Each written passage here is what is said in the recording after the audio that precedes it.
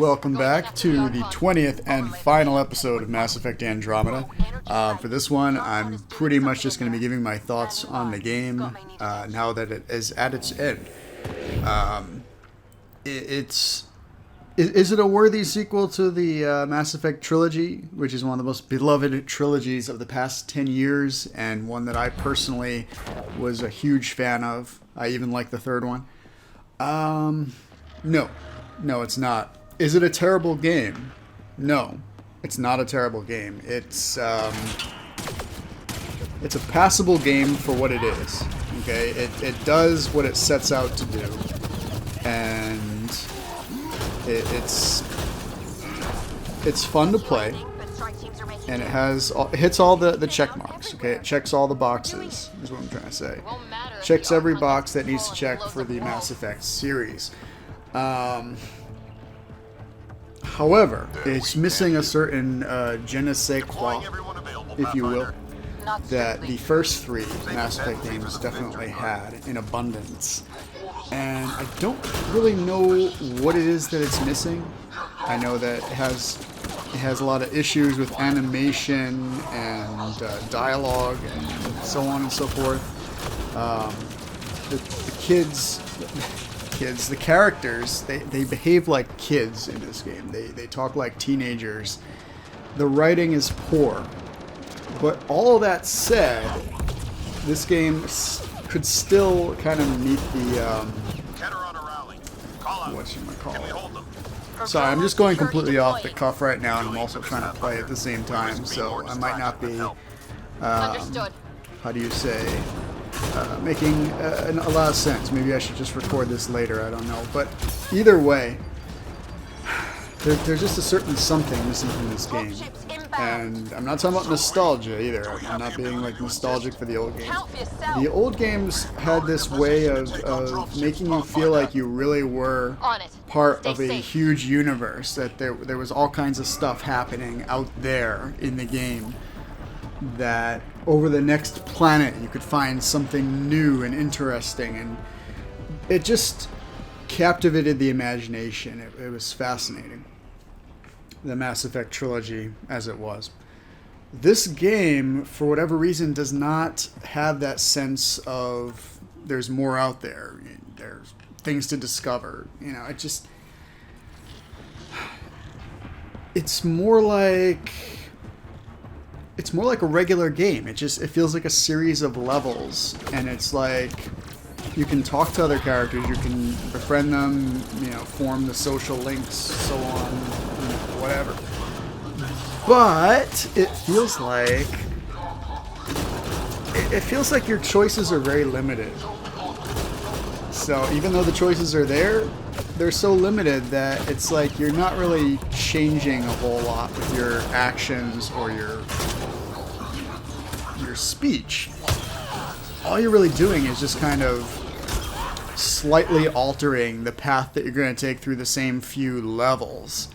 So, I mean, that's the kind of thing I'd expect from a non-Mass Effect game.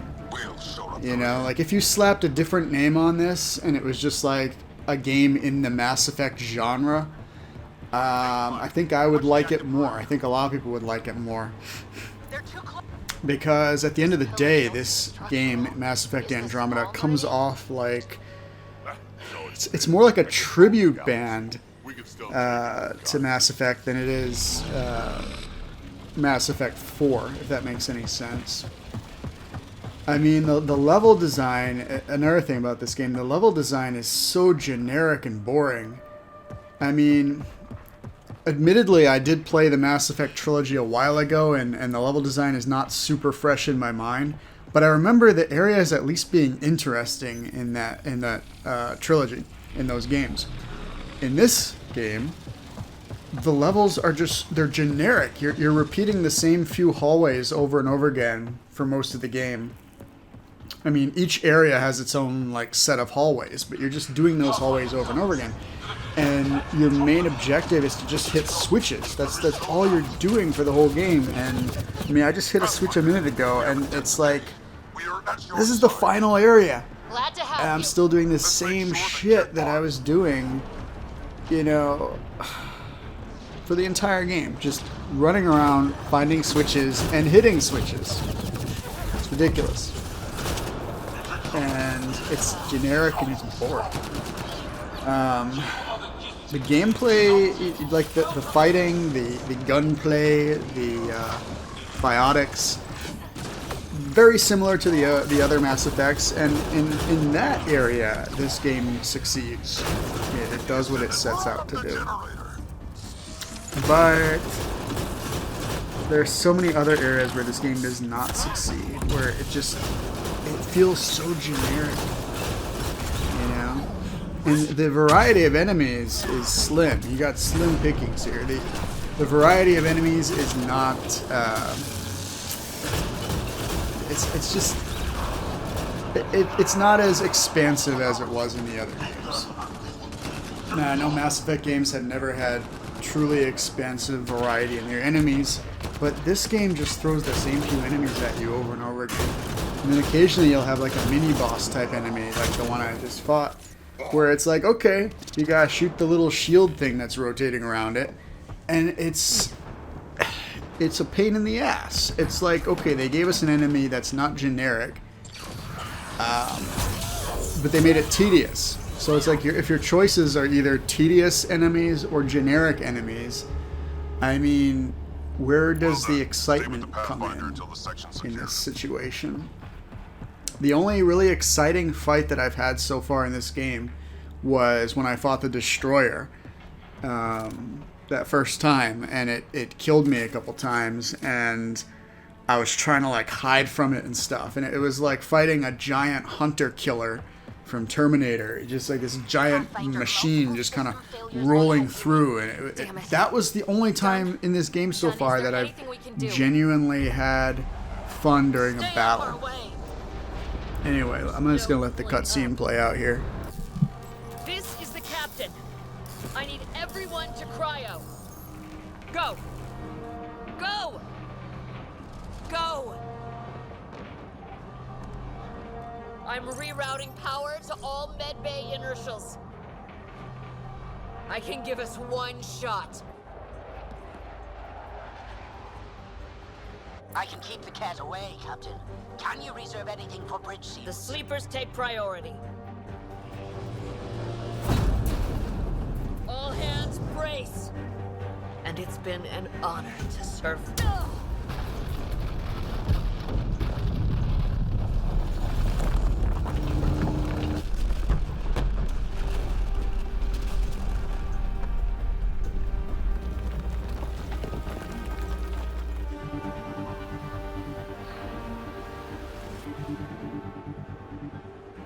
Captain Dunn!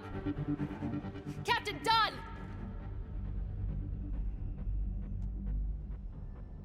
The cryopods are intact.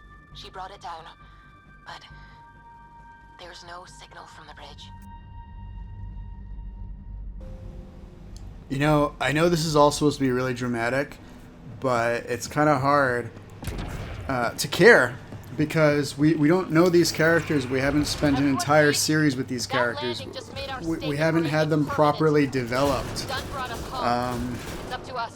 The Mass Effect trilogy, say what you will about how it ended and all that jazz, but it really developed those characters well.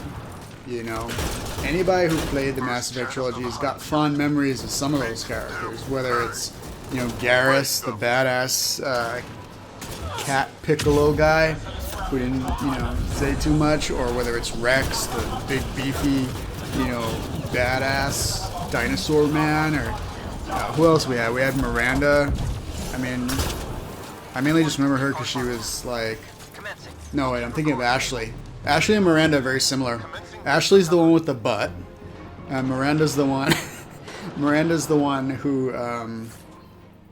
What did she do?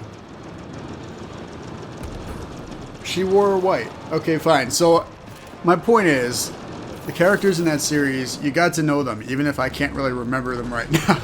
I'm kind of negating my own point. Oh yeah, there was Caden, that annoying guy who dies. Oh shit, another destroyer. Look at this. Look how awesome this is.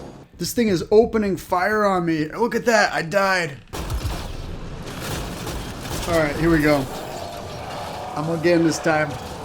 I'm gonna get him. Yes! Hold on. Whew! Man, I love Vanguard gameplay. This game nails Vanguard gameplay. It gets it just as right as the old Mass Effect games did. So I am enjoying all the dashing around. I'm a huge fan of dashing. Must be why I like Mega Man X so much. Anyway, back to the point I was trying to make before. I was trying to make it. The characters in the original Mass Effect trilogy, you had 3 games to get to know them. Now, admittedly, you only have 1 game to get to know these characters, but even within that 1 game, they don't make any kind of an impression on you. All of these characters just seem like... They seem like copy pastas, I think that's a word now, of the characters in the old Mass Effect games. It's like you got the Turian, you got the Rex clone dude, you know, I mean you got the Garrus clone, you got the Liara clone. Although the Liara clone isn't one of the playable characters. I'm not talking about PB. I'm talking about what's her face, that scientist on the ship. She's completely a Liara clone. And then you've got PB. PB is actually like the only real new character in this game. That's like somebody who, you know, doesn't have a correlating character in the old series. PB is actually pretty cool because she's like funny and has an attitude. I like PB, even though I've like given PB a lot of grief for this whole series. What am I supposed to do? There's a dead end over here. And here we come to problem number 8 or 9 with this series, or with this game rather. I really can't talk right now. Problem 8 or 9 with this game. You know, maybe I should just edit this up, like just chop it up. You know, every time I do a typo with my mouth, I'll just like edit that part out. Anyway. What the hell am I supposed to do? Okay, so problem number, 12.5 with this game is that you get lost all the time. I don't remember getting lost that much in the Mass Effect trilogy. I remember those games being pretty clear on where you were supposed to go next. Either they gave you some kind of a marker pointing you in the right direction, or the level design steered you in the right path, which is even better. If the level design is steering you to where you need to go, then the game is doing its job. This game, on top of the bland, boring, generic level design, the level design does not steer you in the direction that you need to be going in. And half the time the markers are nowhere to be found. You have to go into your quest menu and make sure you have like the right quest highlighted and be all like, yo, give me a marker. It's ridiculous. And then there's like, how do you say? I mean, it's ridiculous. The whole thing is ridiculous. So, I don't know. When it comes down to it, you spend so much time lost in this game, like what I'm doing right now. I mean, I'm not really lost. I kind of know where I'm going, but at the same time, it's like I'm just trying to get to the next cutscene, which apparently I'm now at the next cutscene. Okay, that's good. That's very good. Very good. All right, we're gonna let this one play out. It arrives. This attempt to rival me is no longer amusing, Pathfinder. Hey, Sarah. Get my clues? How are you feeling, Scott? If this is being Pathfinder, glad I missed out. So determined, but so pointless. Your connection serves me. I know how it works. The mind is trained to think like the Remnant creators. In this case, painfully. But I'm content to let him bear that burden. Whatever gives me Meridian. I will transcend what you pretend to be. You're out of time. I've matched you every step. You failed, Archon. You're the pretender. You learn by accident. I am the genetic inheritor of 1,000 species.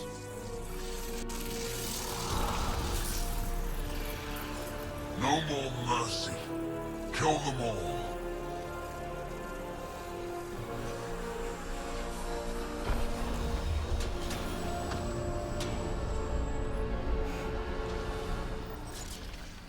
Okay, so the bad guy had to unleash his monologue on us. I guess, Can they survive? I guess he was feeling a hankering for a monologue. So here we go. Time for the big battle.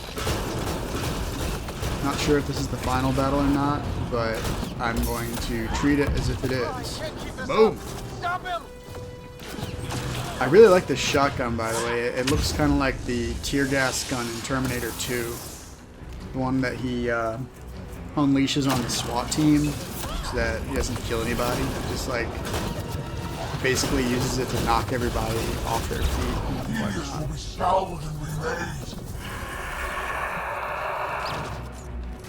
Alright, Punch Master.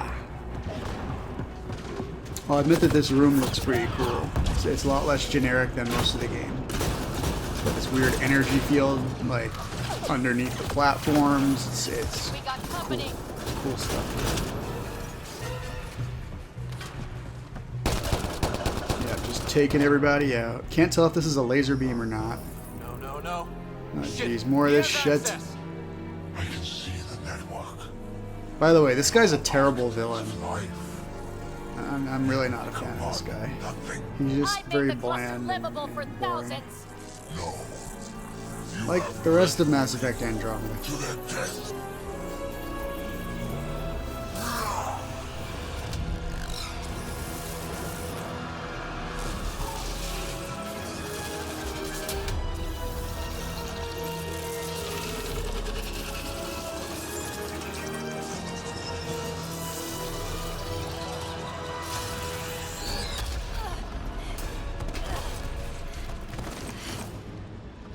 Sarah, wait. The Archon's pulling too much power.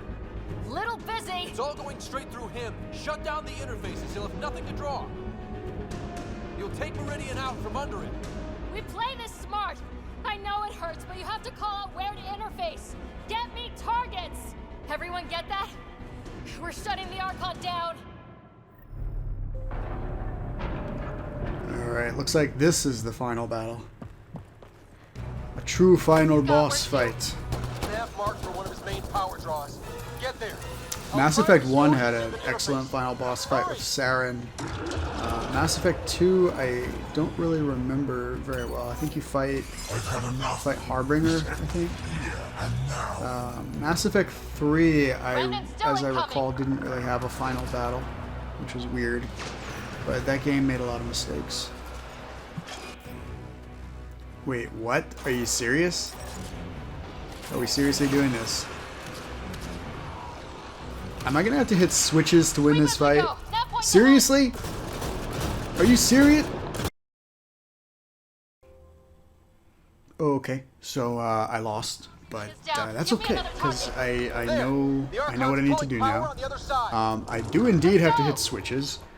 The nav is across the gap. We This need a game bridge. is filled with switches. Basically, the entire game. On it. Find the switches and hit the switches while being shot at by aliens. That's Mass Effect Andromeda. This battle, you have to hit the switches while being shot at by a giant mech, Power relay. and you also have to jump across a bunch of platforms, and there are pits. You can't fall in the pits. Luckily, it's not a Mario game, so if you do fall in the pit, you don't like immediately die. Yeah, then you gotta shoot at the Archon, and I rescind eventually you win, I guess. It's not the most interesting final battle I've ever seen, but it's a final battle. It is what it is. This would be a really cool final battle if you just spent the entire fight just kind of shooting at the exposed core of the mech, and just kind of like ducking behind obstacles and whatnot, trying to stay out of its way. It's a cool final boss. I mean, the design is really, really scary, and the way the room is set up, it's got a little too many pits, but it's still a good room for a final battle. all around you. If only they had just left out the switches. If they had just let you fight this mech in this room, just straight up, it would have been a good final battle. But yeah, you spend the whole final battle looking for frickin' switches. Keep moving. We need the power relay. That's kind of cool looking. Looks like some kind of core, energy core kind of deal.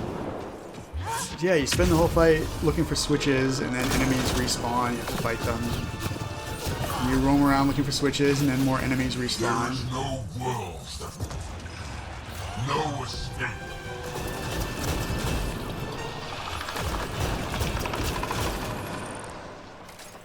So yeah, once again they did too much. Sometimes less is more, you see. And I don't know why the developers of this game had such a boner for switches. I mean, it's not even a Nintendo Switch game. You'd think it would be a Nintendo Switch game with all the switches that are in this game, but no. For some reason, even though it came out like the same week as the Nintendo Switch, or roughly that same area, it didn't get a Switch version. Like, what the hell? I don't get it. Maybe Nintendo didn't like it because there's like sex and whatnot. Speaking of, if you saw episode 18, where I finished Romance and Subi, yeah, there was no sex scene, and it's like, that's fine. I mean, I can find either way, you know. But what bothers me, and it's a big but, what bothers me is that other character couplings get a full-on sex scene once their romance culminates, once they get to, you know, social link 10 and whatnot. You know, they're doing the nasty. But if your main character and Subi get together and it's like a lesbian relationship, because Subi won't go for your character if your character's a dude. Sorry, I'm trying to win this fight. My point is that all these heterosexual romances end in like a full-on banging scene. Like, these scenes are known for being graphic, but the scene with two women, they don't show it. It just, they like hug each other and it fades to black. It's just the weirdest thing. And I'm guessing that the same thing would happen if two dudes romanced. And I'm guessing it would also just like fade to black rather than showing anything. And I don't know, just the whole thing seems kind of uncool to me, I guess, because it's like, if you're gonna show full-on banging with the heterosexual couples, then you should do that for the non-heterosexual couples too, I think. You know, how about that? You know, it's fair, I guess. I don't guess. I mean, it is. It's fair. It would be fair to do that. And if you don't want to show, like, you know, oh, God, these pits. If you don't want to show non-heterosexual, God damn it. Hold on. Sweep as we go. That point's ahead. The jump controls are not good, by the way.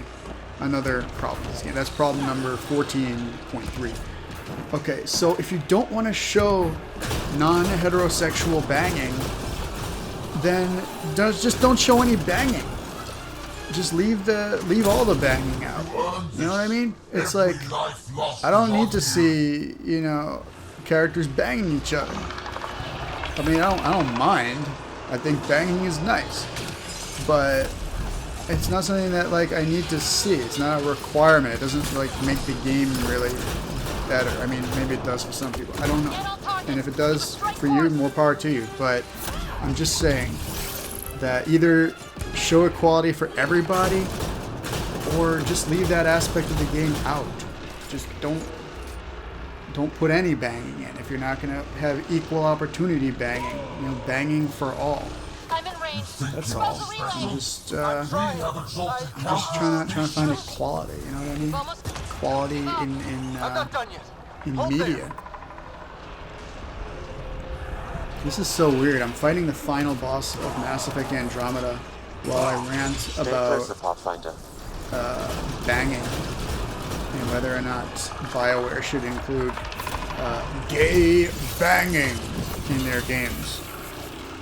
I, for one, am in favor of gay banging.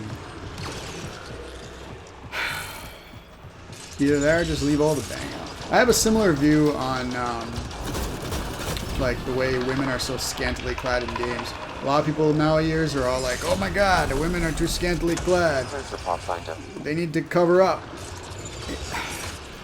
I don't think that they need to cover up. I think that there just needs to be equality. Like, the men should be scantily clad too. And it's like you have characters like that quiet chick in Mass Effect, not Mass Effect, Metal Gear Solid 5, who are just like wearing no clothes at all, and the game's all like, oh, there's a reason for that.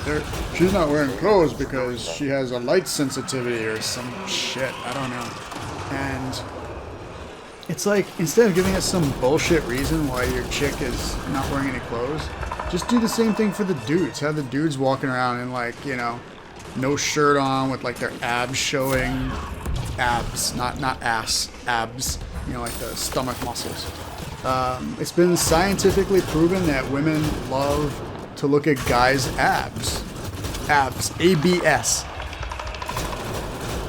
Abdominals. I'm just going to say that. They love to look at the abdominals of men. It's very exciting for them to look at those, you know, muscles. Which is sad for me because I don't have, like, any abdominal muscles in IRL. I have, like, a one-pack. I just have, like, this gut that just kind of, like, pokes out a little bit. Like, hey, what's up? But, you know, this isn't about me. I mean, the point is, women like looking at the abdominals. I think I just won the fight. By hitting a switch! So have the dudes be like sporting abdominals so that the women have something to look at. You know what I mean? It's not rocket science. Either have stuff for everyone to look at, or cover everyone up. Give everyone like logical outfits and logical armor and make it all realistic and shit. You know? You could do that too. I'd prefer if they didn't though. I like looking at scantily clad women.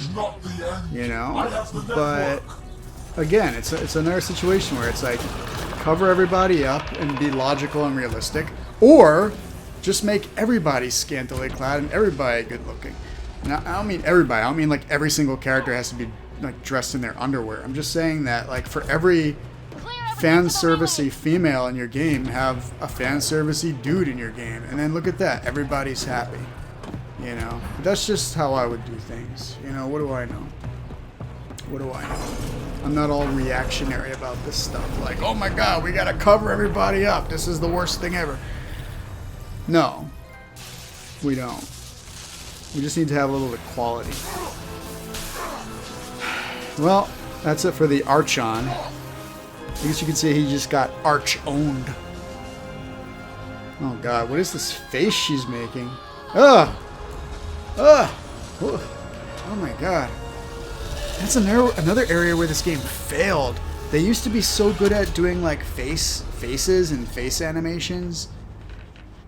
I mean, like, maybe I'm wrong about that. Actually, maybe BioWare was never good at that stuff. But I remember in the old Mass Effect games, you could at least like make a really attractive character if you set your mind to it. Where, or at least, you know, I remember making an attractive female in the first Mass Effect. But in this game, it's so hard to make an attractive female character. You can make an attractive dude pretty easily, but it's like impossible to make a really attractive female character because they just like mess up the jaw and all this other kind of stuff. It's weird. It's weird and I don't understand it. Anyway, that about does it from my Mass Effect thoughts. I just ranted a lot. Now we're gonna get the ending, I guess, so I'm just gonna shut up and let this play out for a few minutes. And I will see you guys next time. Like and subscribe, and I'll see you soon.